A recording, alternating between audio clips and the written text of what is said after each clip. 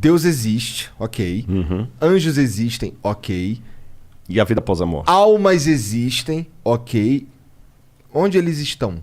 Na minha leitura da Bíblia, estou sendo muito honesto, estou falando por mim, a antropologia bíblica, ela coloca assim. Eu sei que isso aqui vai na contramão da maioria dos cristãos, mas eu penso assim. Deus, diz a Bíblia, formou o homem do pó da terra, Adão, por isso que o nome é Adão, Adamá é terra em hebraico, soprou-lhe nas narinas o fôlego de vida e o homem passou a ser alma vivente, Nefesh Hayah.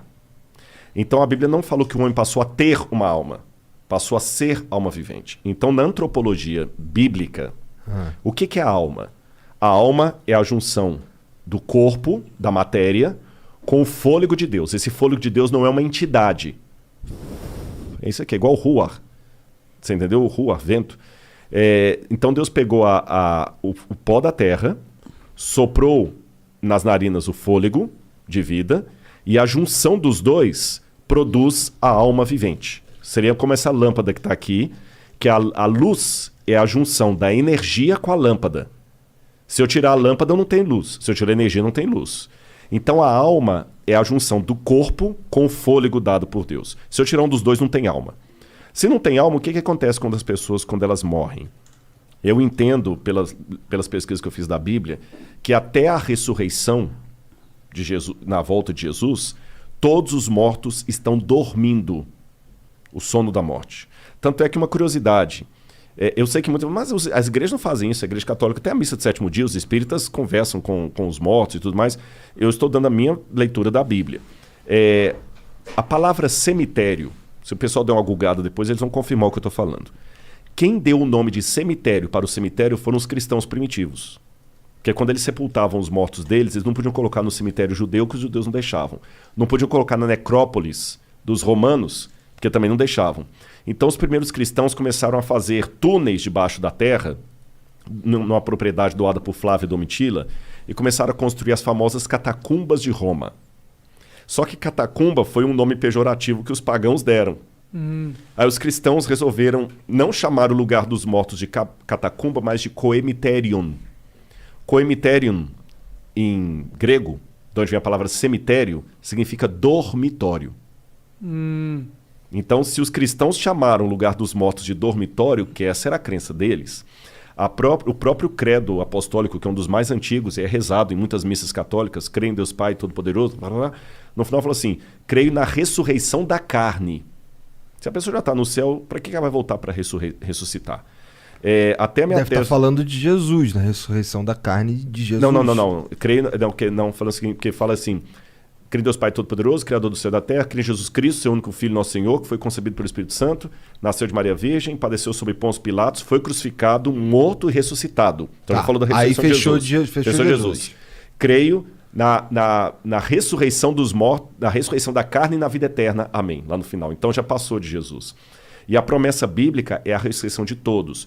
Então, quer dizer, se sua mãe morreu, ela não vai entrar no céu antes de você. Você está entendendo?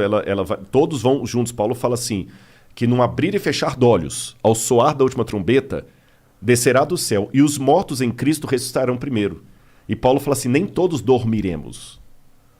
A ideia de uma alma imortal, porque mesmo os gregos, os egípcios, não tinham essa ideia de imortalidade da alma que nós temos hoje. Quando você fala Ka no egípcio, eles entendiam que a Ka, que é alma em egípcio, era um elemento que precisava de um corpo material para existir. Então você vê que mesmo na cultura egípcia mais antiga, a ideia é que a alma não é uma entidade etérea.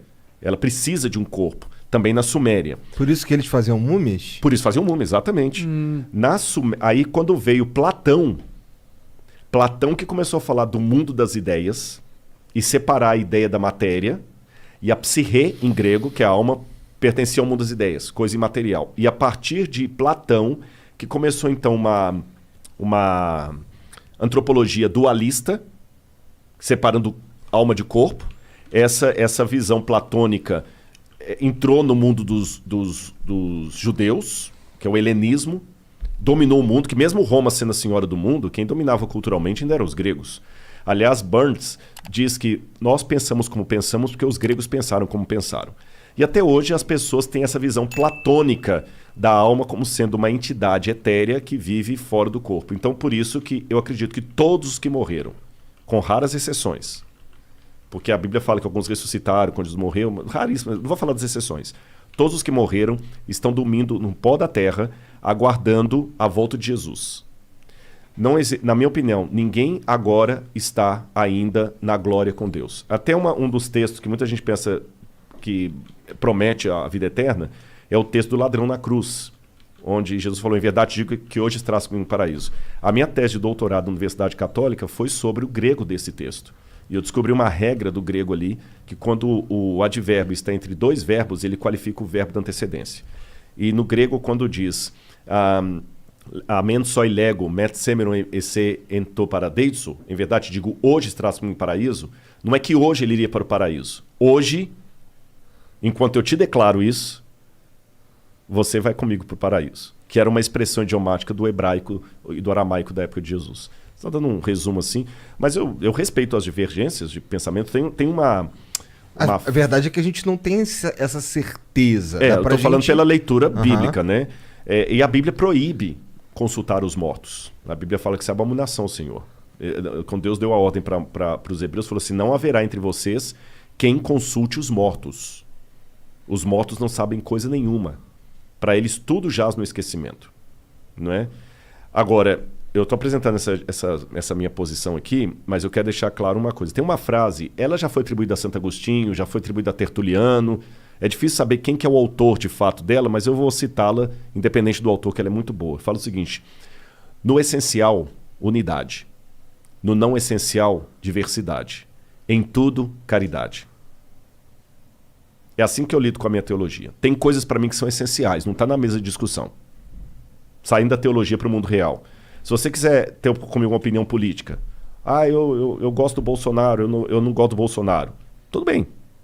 Agora, não está na mesa de discussão se o nazismo é uma coisa boa ou ruim. É verdade. Não, desculpa, isso aí nem me chama, porque não está na mesa da discussão. Sim, o assassinato. O assassinato, estupro, legalizar o estupro, nem existe. Então, no essencial, você não pode ter o direito de ter sua opinião. No essencial, unidade. Porque quem está fora daquilo está louco. No que não é essencial, diversidade. Um vai ser de direita, outro vai ser de esquerda, um vai ser PMDB, outro vai ser PDT. Diversidade. Em tudo, caridade. E como eu sei que nem todas as coisas ainda foram reveladas, porque Paulo fala isso, hoje nós vemos como por um espelho de maneira obscura, mas quando ele vier, o que hoje conhecemos em parte, esse ia gostar disso, que é aquele que você falou da ciência lá. Até o Renato Russo fez aquela música baseada no 1 Coríntios 13, né? Ainda que eu falasse dos anjos e dos homens, tem uma parte que Paulo fala o seguinte, hoje eu conheço em parte, mas quando ele vier, eu o conhecerei como também serei conhecido. Porque hoje vemos como por um espelho, obscuramente. Então até Paulo, apesar de ser um homem de fé, de convicção, que morreu por Cristo, ele trabalhava, ele não era cego para a possibilidade do equívoco. Vocês estão entendendo? Então, quer dizer, hoje eu sou muito sincero naquilo que eu creio. Eu creio na Bíblia, eu creio com essa visão que eu falei para vocês, mas como Cristo não voltou ainda, e eu estou conhecendo em parte, eu não posso julgar agora os sinceros a Deus por uma questão teológica, que tem às vezes uma pessoa que crê exatamente como eu e não vale nada. E tem um outro, às vezes, que está do outro lado lá, que ele está fazendo agora uma oração para Maria, acreditando que Maria vai atendê-lo. E está sendo a oração mais fervorosa. Tem uma música do Padre Zezinho que fala o seguinte, às vezes o ateu que faz perguntas é mais sincero do que eu. Então, hoje, até que tudo se esclareça, você não pode julgar as pessoas pela crença teológica que elas apresentam. Isso não significa, deixando claro, isso não significa que eu não deva me posicionar teologicamente. Você entendeu? Não é um caso assim para ficar bem aqui na fita com todo mundo. Se você perguntar assim, Rodrigo, o que você acha das entidades espíritas, da entidade mediúnica? Você acha que realmente a alma aparece ali? Aí eu fico caladinho aqui e não falo nada só para... Passar de politicamente correto. Politicamente correto? Não, eu tenho que posicionar. Eu tenho que respeitar a opinião, não falar assim, não é.